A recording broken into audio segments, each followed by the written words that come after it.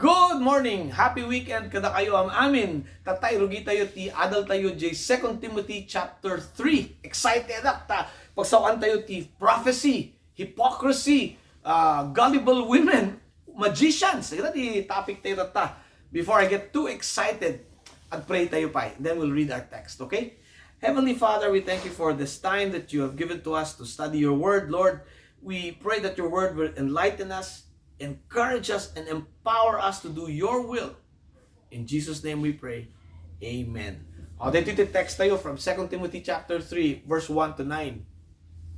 But mark this, there will be terrible times in the last days. People will be lovers of themselves, lovers of money, boastful, proud, abusive, disobedient to their parents, ungrateful, unholy, without love, unforgiving, slanderous, without self-control, brutal, not lovers of the good, treacherous, rash, conceited, lovers of pleasure rather than lovers of God, having a form of godliness but denying its power, have nothing to do with them.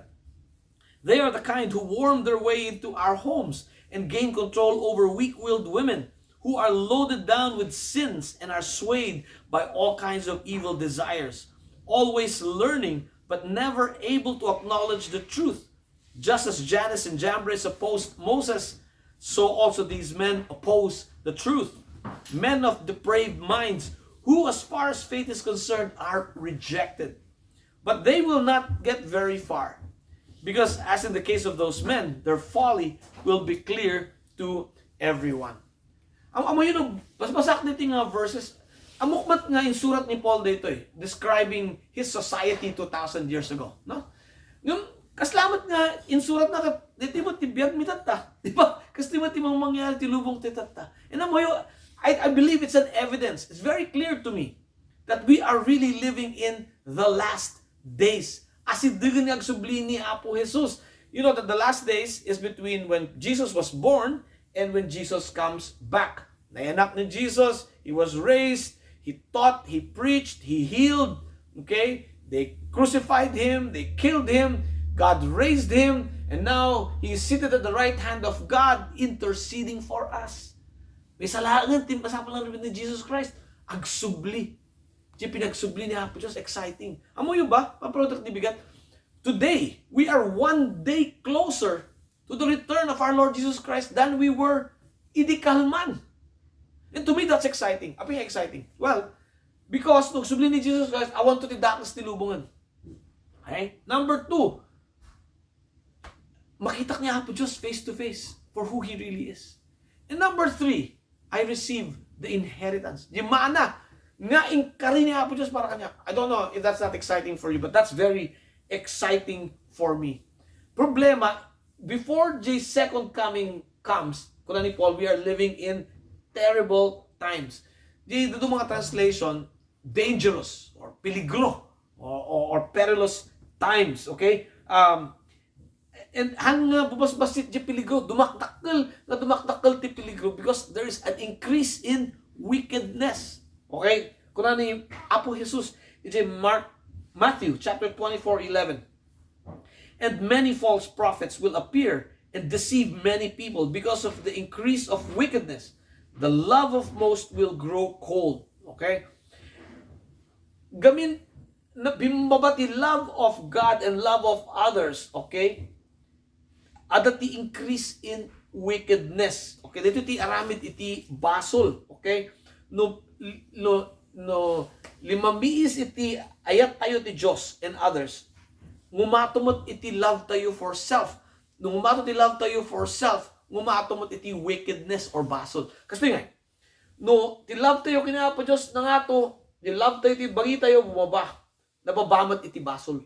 Ngam no ti arabidan tayo kat ibaba tayo di ayat tayo ti Diyos, kat karkaro tayo di ayat tayo ti bagi tayo, kumarkaro mo't iti basol tayo. Okay, deta ti mangyari. So kala ni Paul describes these people as lovers of self, lovers of money, lovers of pleasure, but not lovers of God. Okay? Dito nga, habang dumakdakdal iti love of self, dumakdakdal iti basol. Okay?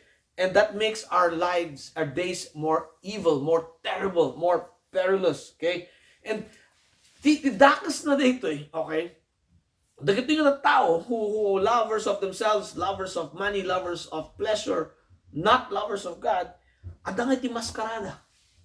Handa kay pakita tagpaypayso. Diba? Ipakita na kanya tayo kung nasayat.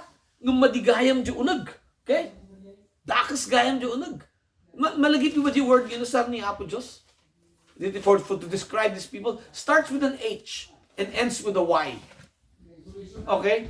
Hanga happy Hypocrisy. Hypocrisy. Kung na Matthew chapter 23 verse 27 and 28.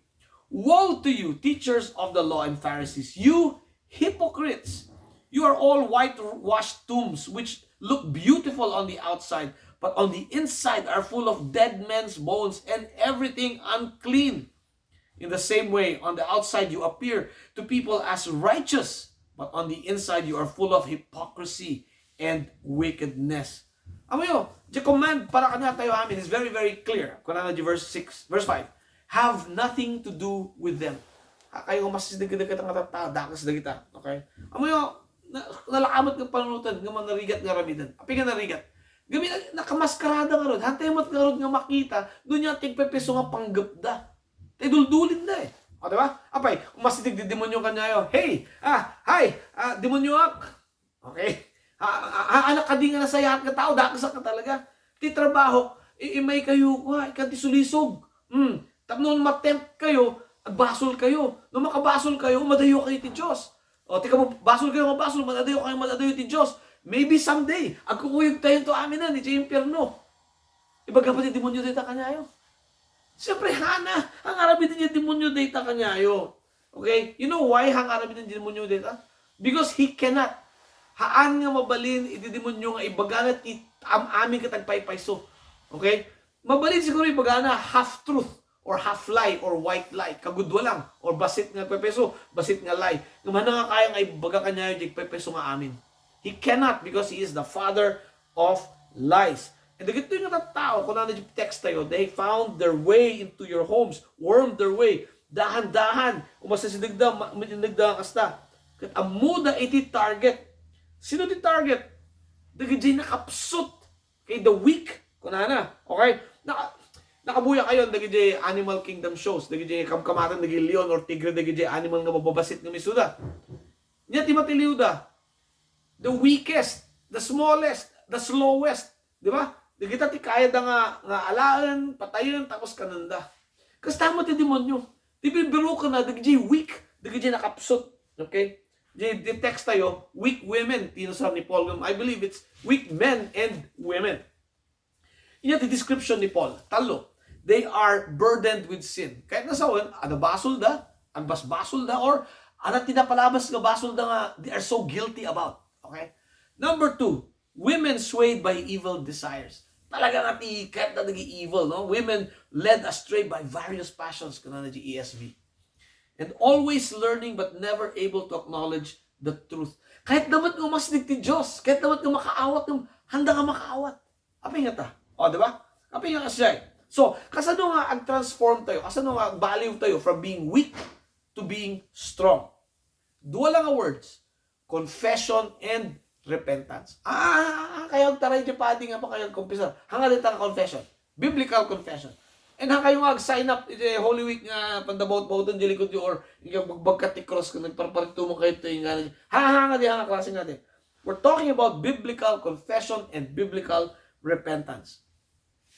At dati may isang verse nga dapat amin nga Kristiyano, as far as I'm concerned, amin nga Kristiyano should have this memorized and personalized.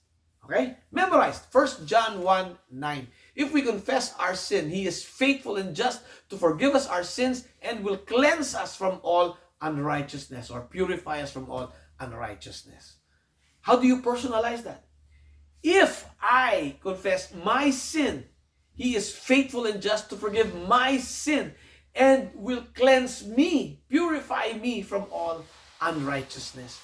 Data ti pinaka-importante nga mga katatetop nung may kat itibasol tibiyag tayo. Because we need to be released of the burden of sin and the burden of evil desires. Data ti masapol nga aramidan tayo. Tano, hantay yung ag-confess ka, nag-repent. Hantay yung makita tagpaypayso. Number 3, di ba? Kunana, always learning but never able to acknowledge the truth. Pagpadaasan dapat nga awatan ti salita ti Diyos, numahanda nga kaya. Because you cannot see the light and you cannot be in the truth and in the light if you are living in the darkness of sin. Ulita ka, you cannot see the light and you cannot be in the truth and in the light if you are living in the darkness of sin. Kuna ni Isaiah J59:2, your sins have hidden you from God's face. Okay? Dita ti aramid iti basol. Okay? Dita ti consequence ti basol. You cannot see God. Okay? Imagine mo kami nagiti nga tao man masyang ka, they want to go to God. Numadangor ti basol. Because of their basol lang nga makita ti Diyos. Amo yung matibis ang favorite verse ko, di ba? Siguro amo yung talagan Mark 1:15. Oh, the kingdom of God is near. Repent and believe the good news. Yati mo na. Repent. Then you can believe. O, di ba? John 1:12. Yet to all who received Him, to those who believed in His name, He gave them the right to become children of God. Okay? Yati mo na.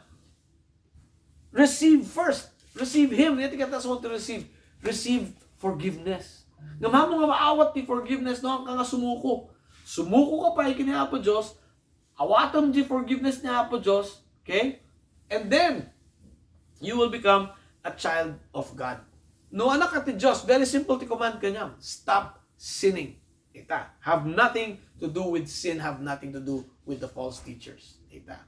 Ngam, no hanyo pa inaisuko ti biyagyo, kinapo Diyos. Dito dapat nga rin ito. Isuko iti biyagyo kinapo Diyos. Awatan nyo di pamakawan ti Diyos. Okay? Tapno baling kayo nga anak ti Diyos. Tapno sardengan iti basol. Okay? Amo yun, duwa lang ang klase ti tao, according to the Bible. Yung anak ti Diyos, kan anak ti demonyo. Child of God or child of the devil. Awan ti tinga, awan ti half-breed, awan ti mistiso. Okay? Either you're a child of God or a child of the devil. How about I'm 90% child of God, 10% child. Either you're a child of God or you're a child of the devil. And in our text, ito ni duwa nga child of the devil nga in-describe ni Paul, ni Jannes kini Jambre. They're not mentioned in the Old Testament, but by Jewish tradition, amo tayo nga, hindi naging magician na nagtrabaho para kini Pharaoh, hindi tiyempo ni Pharaoh. Nagtangkan kami ti puso ni Pharaoh. Nagpadala ni Apo Diyos ti sakuna. Tapno, hopefully, lumok ng ti puso ni Pharaoh. The second nga plague, send na frogs. Nagadung nga tukak. Tinarambit ni Pharaoh, bis nga lumok ng ti puso na, ineba ni duwang magician. O, aramidon nyo man data, surutin nyo man. Ba? Nagaramid naman tinagadung nga frog. O, di katakatawa ni Pharaoh. The third nga plague, kuna ni God, kini Aaron, because jay mo jay staff mo, amin dagito yung taptapok, agbalin nga mabasit nga insekto nga kumagat. Kasunod nga tapok na gadon ha. Dinaramid ni Aaron na ita, dinagbaling nga gadon nga flying insects jay pinesteda nga talaga ti Egypt. Kung naman ni Pharaoh ko jay doon nga magicians na, ni Jannes kini Jambre, surutan nyo na ita, aramidin nyo. Handa nga nakayanan. Kahit nasawan, they were exposed and they were defeated hanggamit nga powerful ni Jannes kini Jambre. Okay? Diyan text tayo kung ano yung verse 9. But they will not get very far because as in the case of these men, their folly will be clear to everyone. Okay? So, in spite of their wickedness, in spite of their deception, in spite of their apparent success, they will be defeated because they are children of the devil. No children of God, child of God ka, hang ka mabaling ka maabak. Because God always wins. Yan. So, yung decide you, child of God or child of the devil. Ada kanyayo day ka. Let me end with this thought na nabasa ko sa Bible study dating week from one of my study Bibles. Kunana, sin has consequences. No one will get away with it forever. Live each day as if your actions will one day be known by everyone. Now is the time to change anything you wouldn't want to be revealed later. Let's pray. Heavenly Father, we thank you for this time. Lord, may you continue to bless us and guide us even as we study your word. And lead us in Jesus' name. Amen. Have a great week and God bless you.